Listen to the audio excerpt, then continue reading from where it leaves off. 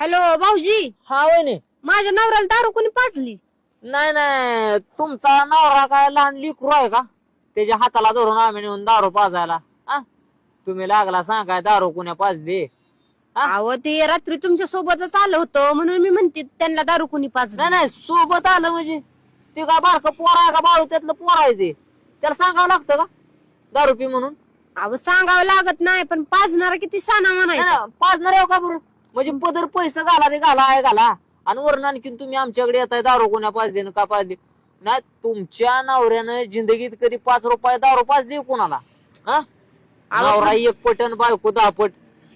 बायकोकडं काय काय यायची गरज आहे बायको तुमची? म्हणजे हा? तुमचा नवरा आम्ही काय त्याला म्हणलं पी म्हणून?